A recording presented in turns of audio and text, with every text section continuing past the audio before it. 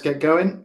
Good morning, everyone. No, it's not. It's now afternoon, and thanks for joining our webinar today.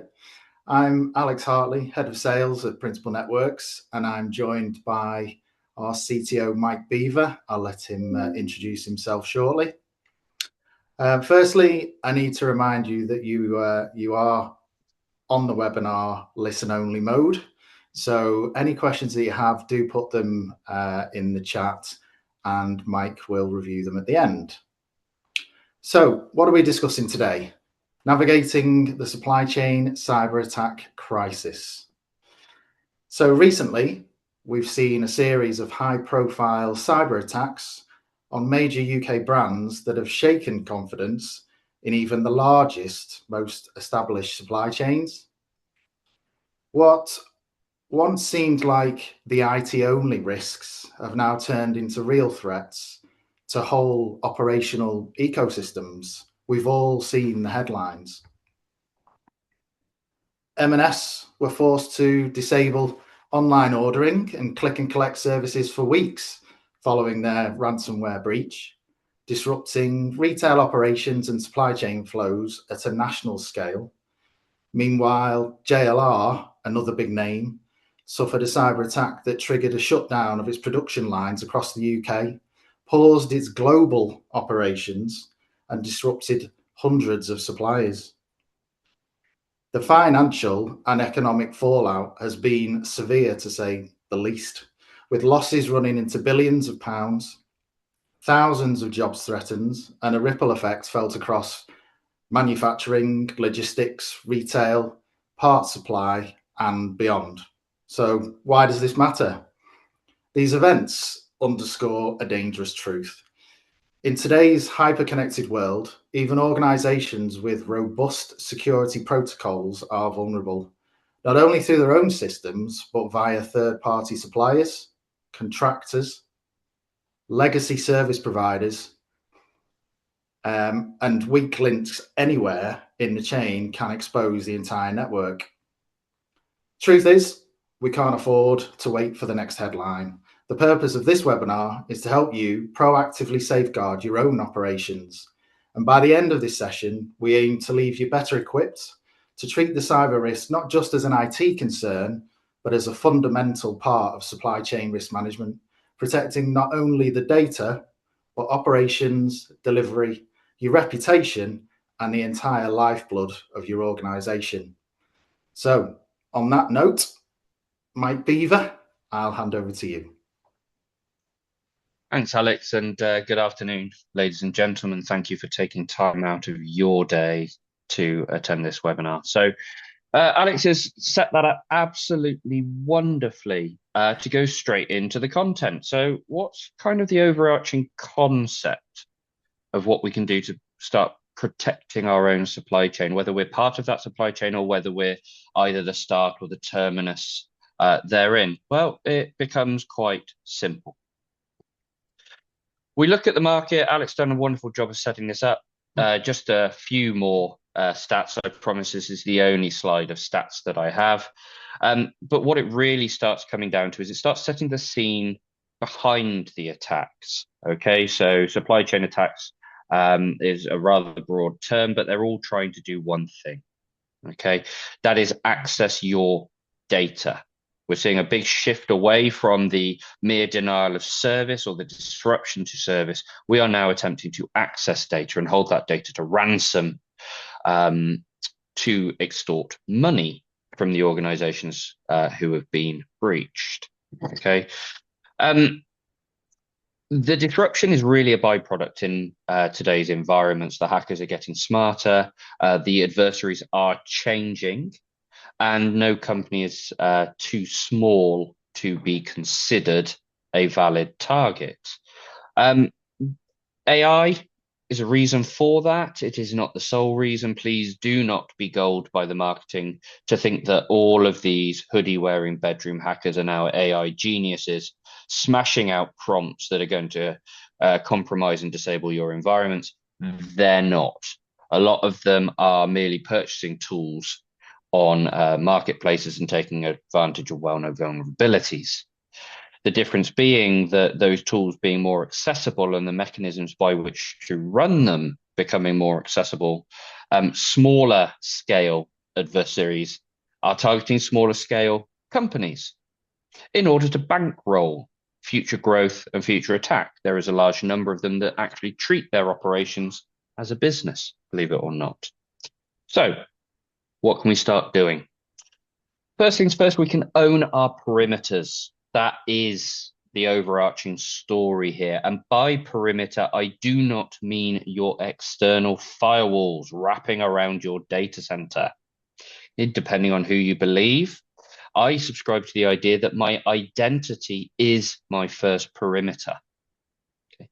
As you saw on the previous slide, 30% of all breaches come from compromised credentials. Okay, so implementing identity as my first perimeter becomes the first port of call. Okay, I can do this in a number of ways, but the most important one is to intelligence or apply intelligence to my identity to make it contextually aware.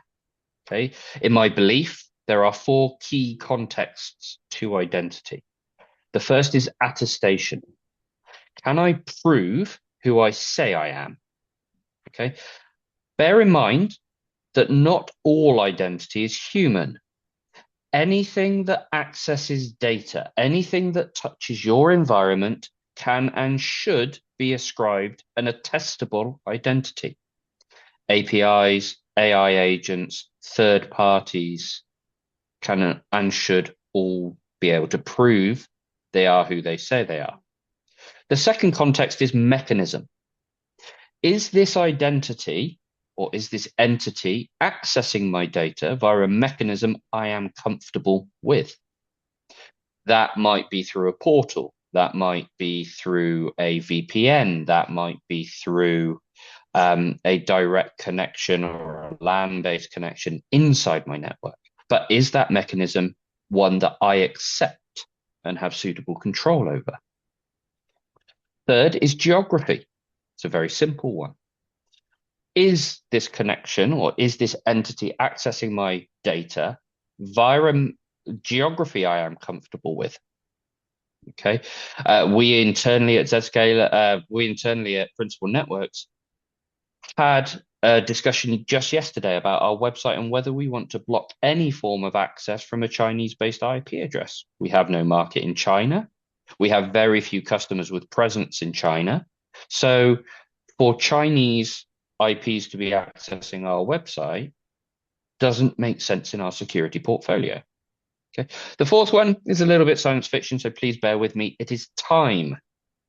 Not time of day, but time as it is relative, as the great Stephen Hawking said so. Time as it is relative to the previous 3 contexts being successfully achieved. Okay, let me unpack that one a little bit more. It is 9 minutes past 12. I am accessing Principal Networks corporate resources on my corporately managed laptop from the UK, accessing via the Zscaler cloud. At 10 past 12, as we have just flipped, I am now accessing those same corporate resources from an unmanaged mobile device via a VPN that goes through Singapore. Something has broken.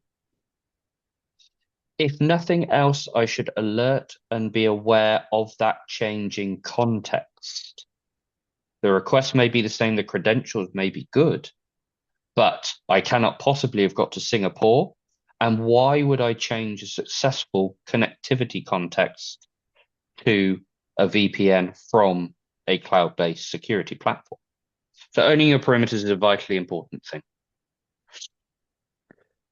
The next one, and apologies for the slightly xenophobic message here, but take control of your own borders. Okay, there are many borders to your environment. If you do not or have not done so, please take advantage of what we call an EASM opportunity, an EASM survey. Okay, external attack surface management. It's something Principal Networks are able to provide. Please get in touch with your account manager should you wish to discuss how we can do that. So taking back control of those perimeters is absolutely important. Identifying those perimeters is the first key of that. What follows next is making them as small as possible. Okay. Go and find all those things that are touching the internet that really don't need to be and turn them off. If you are still using VPNs, please, please, please consider moving away. We hear zero trust concepts all the time. Zero trust concepts, no matter which version you subscribe to, have three core tenets. Identity being the first one, minimal attack surface being the second one, and making yourself invisible and preventing lateral movement being the third. Okay. VPNs, by their definition, cannot be zero trust.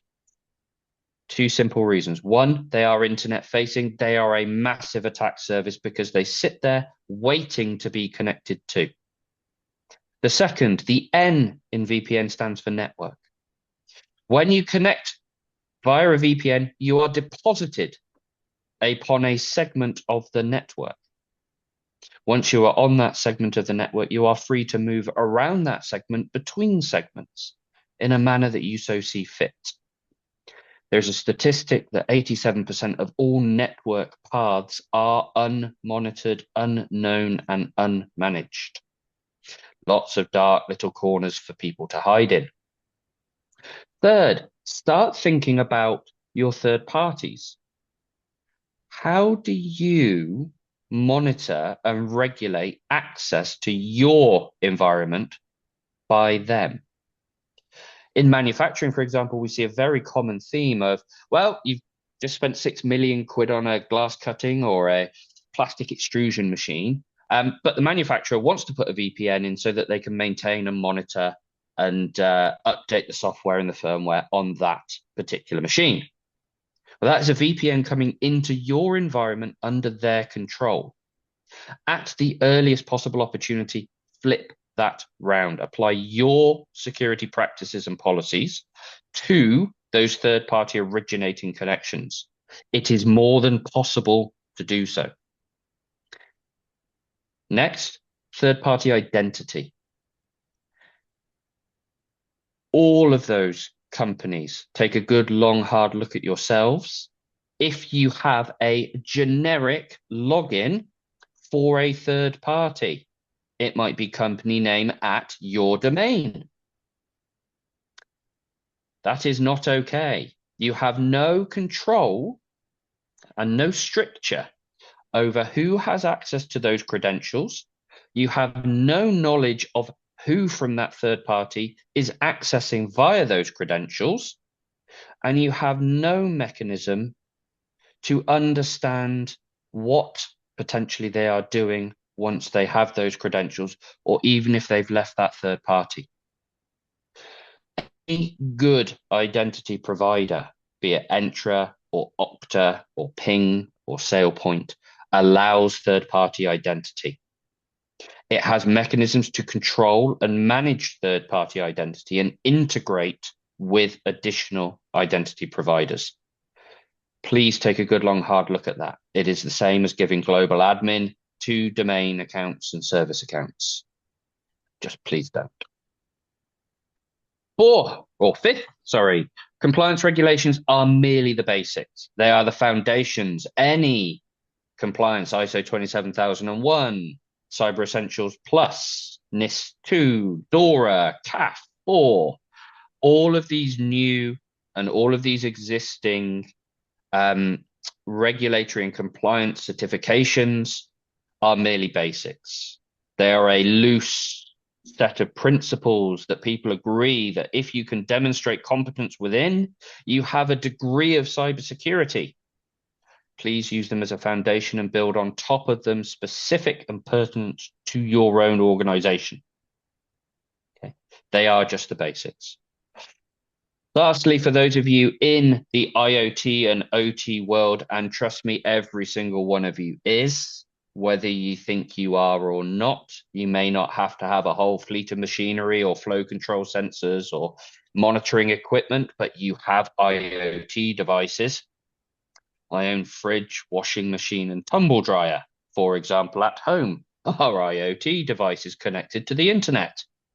Well, they would be if I hadn't segmented them away and prevented any outbound communication, because why on earth does my washing machine need to connect to the internet? And if you haven't, please explore microsegmentation. I know for the last 40 years that OT has been this weird, dark, black box, potentially separate, completely network run by a team of people that are loosely affiliated with IT but don't really like them. And please, please, please don't talk to us about SCADA systems, but we need to embrace IT and cybersecurity practices within those OT networks, not only for potential loss of downtime, but with CNI, CAF, and the new CSRB bill affecting anything connected to within or without the supply chain, critical national infrastructure. Micro-segmentation is the easiest way to prevent takeover and to prevent lateral movement within those OT networks. Okay, 6 ways there to start considering taking back border control, taking back ownership, taking back things on your own infrastructure. But what I really want to talk about is what your adversary is trying to get to. These are all perimeter defenses. Okay, it is impossible for a completely removed attack surface. I'm sorry, it is. Any cybersecurity company that tells you they can make you completely invisible is lying, and they're wrong. You need an external surface. Minimizing it is your first step. But once you have been breached, because it will be once you have, not if you have, it will happen at some point. What they're really after is your data. And for those of you who know me, you know I like to reduce things to the simplest possible statements. Cybersecurity can be summed up in this way. Who can touch my data and what can they do with it? That's it. That is all your cybersecurity is trying to tell you. All your cybersecurity is trying to do. Stop people touching your data. Stop people doing things with it that you don't want them to. The third category of cybersecurity, by the way, is telling me things about it. So 4 data protection concepts for you. It all starts with classification. We're going to dive into each one of these in a little bit more detail as we move through. Classification. We've been doing this wrong for 40 years. There is another short webinar that you're welcome to attend to where I explain why we've been doing this wrong for 40 years and how we can potentially fix it. Classification starts with understanding what your data is and where it is. And trust me, you don't know. Okay, so classification projects can be messy, they can be painful. There's a number of ways to approach them. We'll look at 2 of those ways in a second. DSPM, Data Security Posture Management, another acronym that we've invented in cybersecurity, because let's face it, cybersecurity hasn't met an acronym it doesn't like. This is really looking at the built environment in which your data lives, whether that is on premises in a data center, whether that is up in the cloud. Looking at that built environment, you may have locked the doors, but if you've left all the windows open, essentially, you've not done it right. Third, data loss prevention, DLP. This is probably the one that most people are familiar with. Okay, stopping data leaving my organization when I don't want it to. The problem is there are so many ways of taking data out of my organization that plugging all of those gaps is virtually impossible. So what can we do to minimize that effect? Last, and the one that is usually most forgotten, is backup and disaster recovery. But Mike, that's just doing backups, right? It is. Backups are really simple. It's moving data from one place to another to keep a copy of it for a given period of time in order to restore functionality when that functionality goes away. But it is an absolutely forgotten piece of cybersecurity. So we're going to have a little look at that as we move through as well. So let's talk about data classification. Data classification underpins data loss prevention. Data loss prevention is the mechanism and the series of controls that you implement based on the data in your environment that you want to stop behaviors being forced upon. Okay.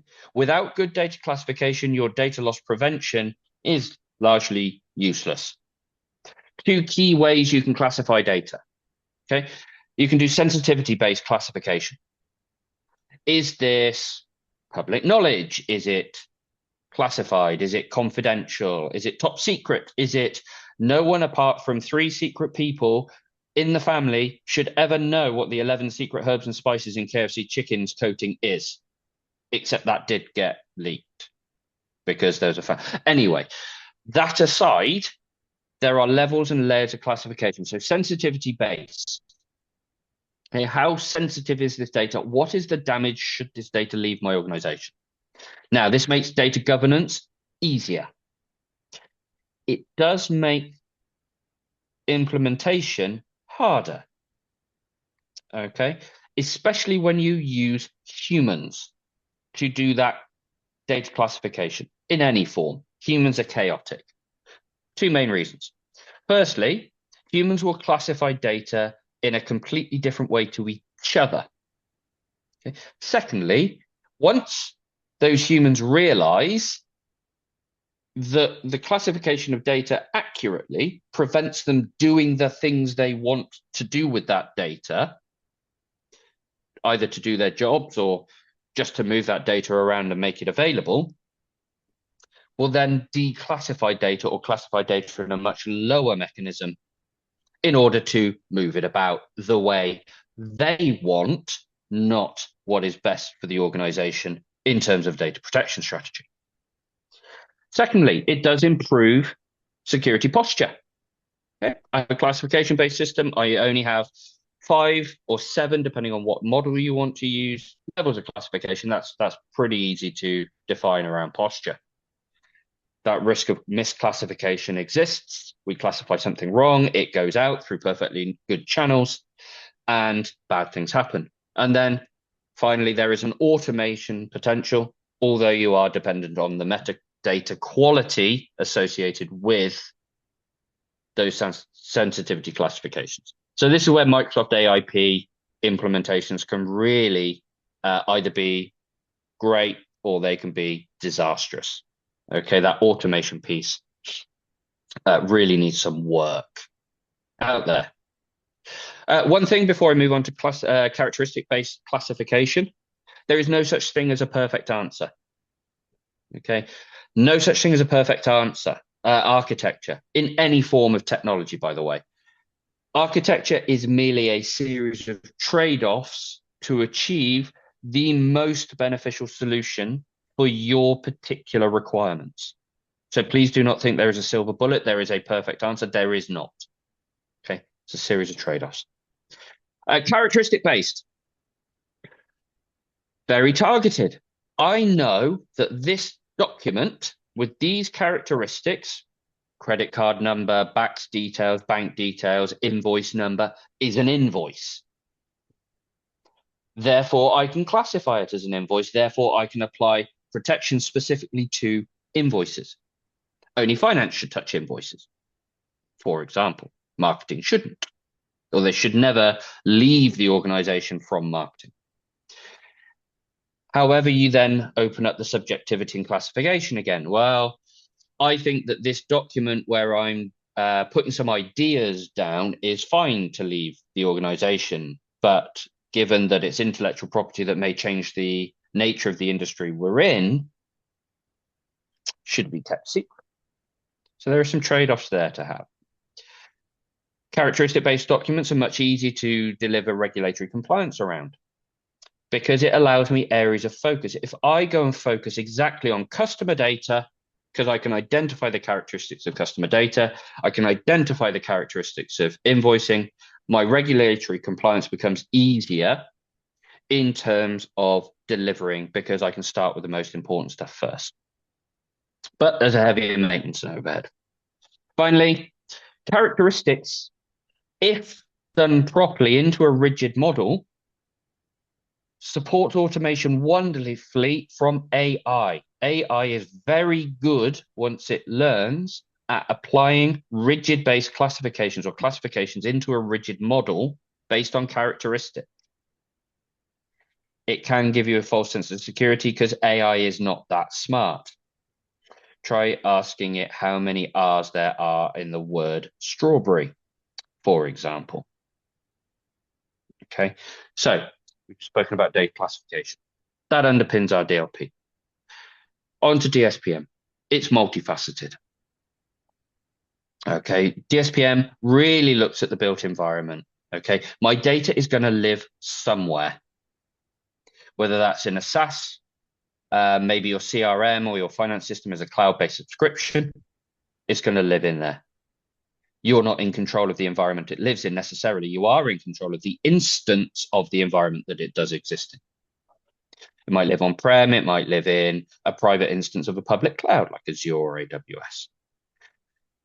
So understanding that built environment and then applying security posture to prevent any forms of data exfiltration becomes challenging, especially when you realize that DSPM is made up of a whole host of other concepts. CSPM, Cloud Security Posture Management, SSPM, SaaS Security Posture Management, CNAPP, Cloud Native Application Platform Protection, and all the other SPMs that you could possibly think of. There are technologies and companies coming out with them day by day.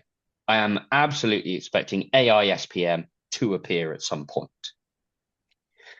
The SPM has to be ubiquitous across your whole environment, not just in your cloud. Just because it's in a data center behind some firewalls does not mean that you can't and shouldn't examine the security posture. As much internal, benign or malign data exfiltration takes place as external. Okay. Finally, endpoints and shadow IT. When I said you don't know where all your data is, you fundamentally don't know where all your data is. You cannot stop users saving it to their own laptop. Well, you can, it's hard, or accessing it through their phone and saving it to their phone, which is a completely unmanaged device, or moving it between Microsoft tenants, or putting USB drives into devices and moving data that way. Okay. Being aware of what they're doing, looking at endpoint DLP, looking at DSPM around your endpoints and taking a stance on your endpoints is going to be a key part of what you do. Okay. Bear in mind as well that as soon as data enters your environment, your obligation is to protect that data. So if your users are out there downloading sensitive information from somewhere, or a supplier sends them sensitive information, it is at your obligation that that data becomes protected. Secondly, the context of contexts. We spoke about identity in detail at the start. It is the heart of all context. Who is accessing my data? Okay. What are they trying to do with it? Where are they accessing it from? How are they accessing it? That all comes down to identity. As I said before, human versus non-human is vital.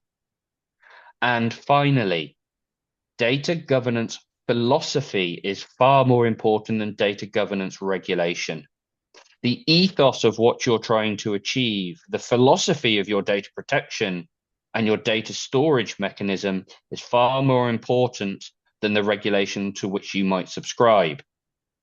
Again, take a good, long, hard look at your data, because I guarantee that there is data that is stale, sensitive, and there is zero reason for you to keep it. If you look at all the best data governance policies, that data is removed and reduced and deleted as soon as its useful life has ended. Okay, having a good, strong strategy again around retention of data will help your data security. Third, DLP controls. We spoke about the challenges here. Data moves in unexpected ways. Okay. I have been in countless projects where we have tried to map the data journeys for every possible connection, every possible endpoint, every possible connectivity type that data could be accessed and moved over. We found all sorts of weird ones. When we started looking at supply chains, they only got weirder. Okay. Bear in mind that there are many back channel IT mechanisms that you can remove data by. How many of us have non-managed corporate devices? These types of things where we can get our emails and we can download attachments from our emails. And then once they're downloaded onto our device, we can do whatever we like with them. That sensitive data has suddenly left your control through a completely normal channel, through a back channel, but one that happens to be right in front of you. Okay.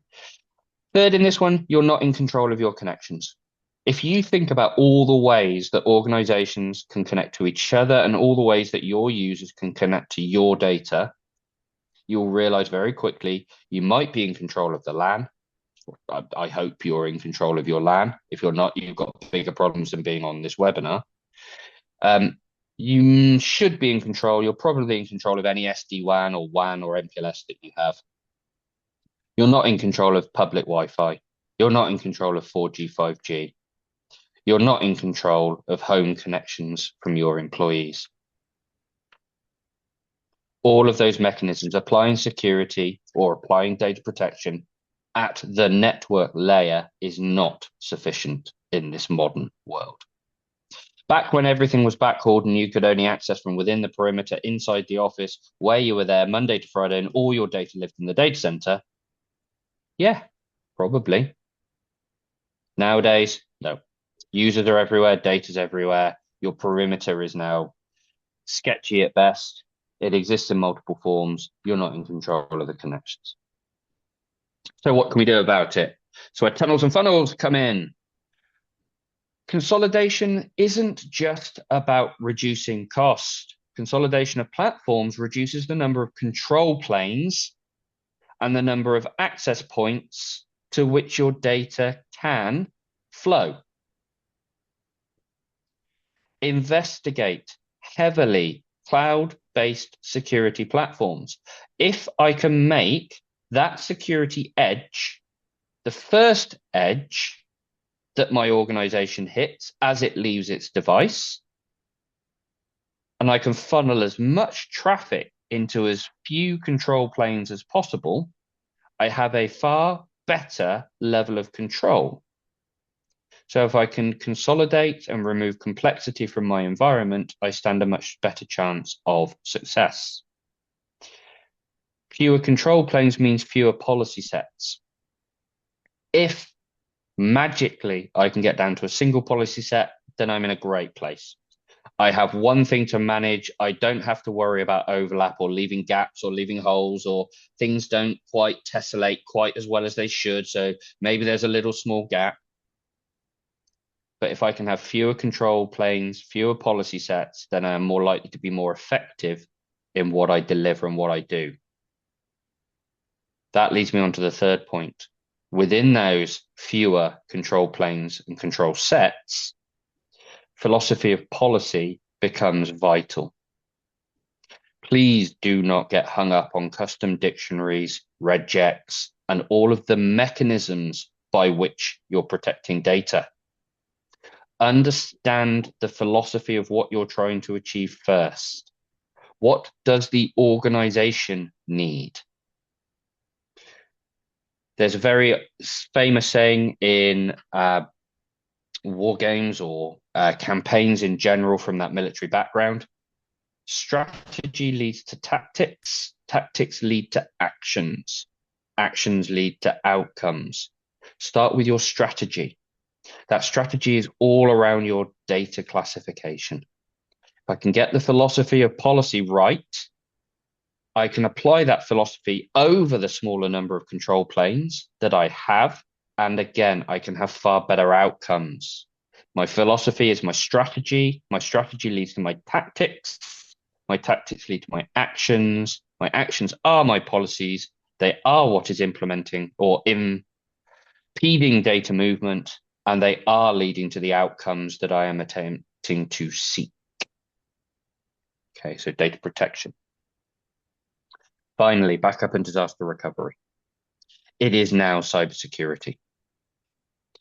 A lot of people miss this in their cybersecurity reviews, in their cybersecurity strategy. But to an adversary, there is no greater joy than finding a backup repository, especially an unprotected and unguarded one, because I have in a handy place all of the data your company has had for the last X amount of time, depending on your retention policies. I have all the iterations of the files. I have all the files that have since been deleted from production, and I have all of those wonderful things in a handy place that I can just pull out.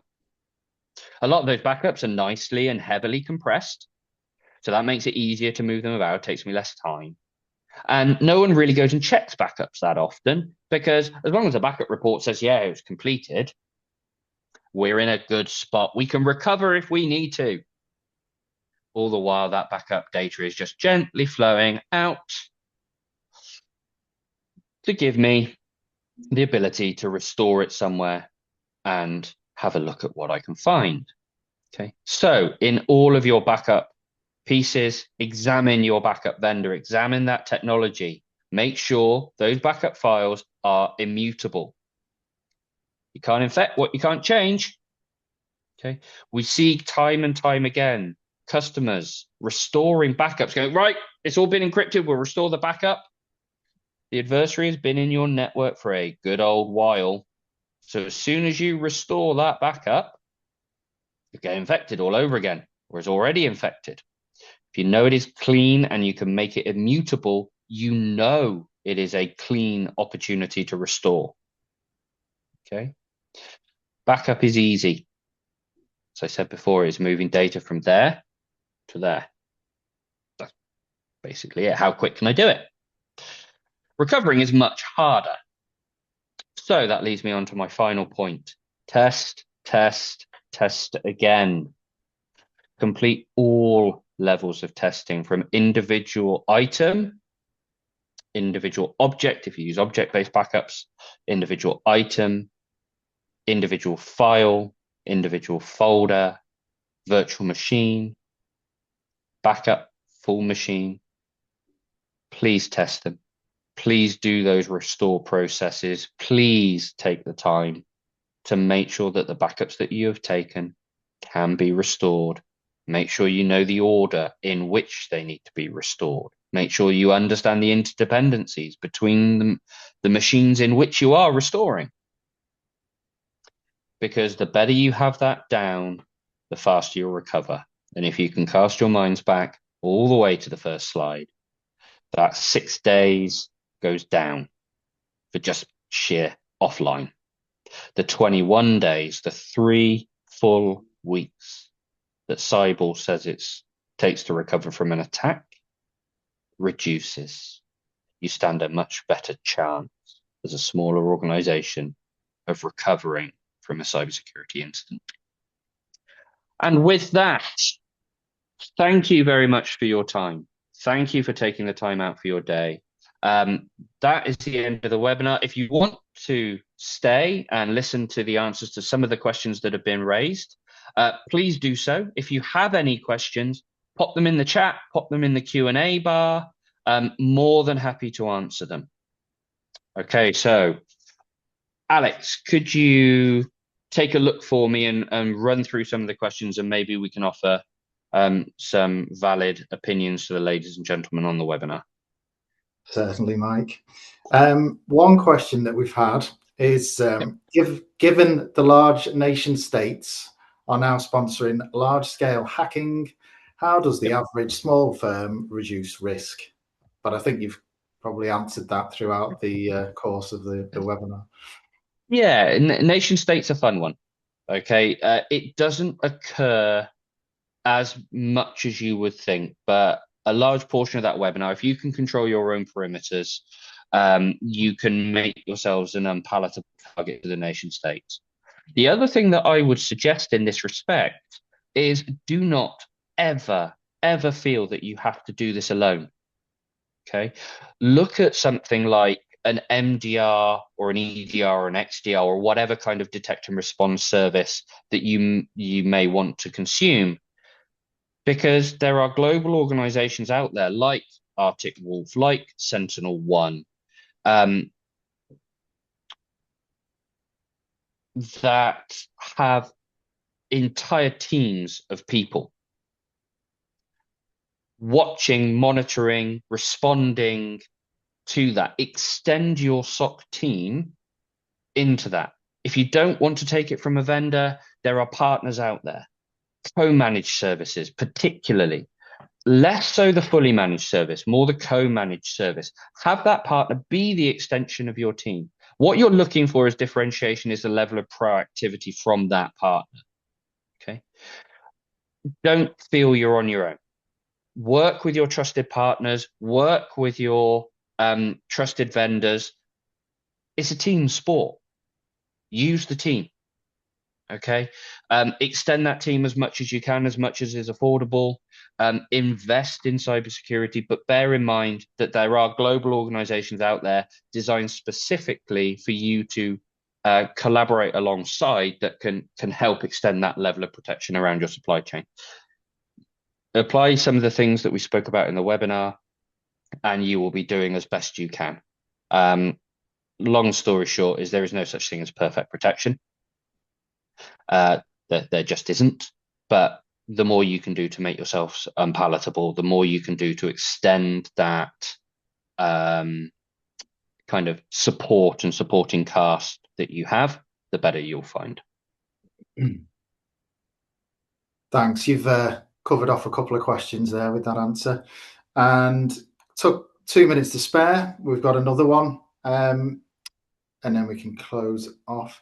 I have OT environment, which runs in Windows XP, and it will cost us more to bring into compliance. Is there any possible solution which can make CE compliance? I already have segregated separate VLANs. Yeah, so a number of ways. It is not uncommon to find Windows XP, particularly in robotics and manufacturing. These machines are often designed to have 30, 40, 50, 60-year lifespans. It is unusual for the machine manufacturer to ever want to upgrade the firmware. So, few things that you can do. Look at, rather than segregating and separating VLANs, one of the challenges you'll have with that is that the robotics arms or the OT devices, IoT devices can still talk to each other. Okay, so looking at true micro-segmentation gives you an extra degree of control. So there's one solution out on the market where everything gets a /32 address. Okay, so the only thing in a /32 address that you can see is yourself in the gateway. The appliance from this vendor acts as the gateway, defines everything as a /32 within the sphere of control that it's given, which means that that IoT device can see itself and its gateway. It communicates with the gateway. The gateway then applies a policy or makes decision on what else that IoT device wants to talk to. Okay, so it is a very simple, it's a very elegant solution to drop in something like that. What you can also do is, again, the greatest thing you've done already is you've understood. You've understood that it's Windows XP. You've understood the need for segmentation, segregation. Understand the data a little bit more and where that data may or may not want to flow to. Understand where and how a third party might access that robotic arm. I'm making the assumption that you have a third party that may well maintain or provide updates or maintenance on that robotics arm. So in that respect, you could look at something along the lines of privileged remote access, where rather than having a VPN into your environment, navigating them to that VLAN, you can kind of control the session that's coming in, have the session hosted within a isolated environment, so there's no possible lateral movement, and then connect directly to the asset that is being managed by that device. So it can't just look at the VLAN, can't just access the VLAN. So both inbound internal communication coming from the robotics arm or coming from the robot is managed and controlled and micro-segmented. Any external connection to that robotics arm or that robot is managed and controlled in terms of access and then kind of applied zero trust principles in that I can't move away from it. Okay, if I lose a connection to that piece of robotics, then I lose a connection to everything. So there are ways that you can control those two things. That's probably, given the nature of Windows XP, that's probably your most that's probably the mechanism at first glance that will lock down any form of lateral movement or any form of access control. Hopefully that kind of helps. Yeah, thanks, Mike, and thanks for your questions. If you we're out of time, but if you do want to hear more, then our contact details are at the bottom of the Q&A slide there.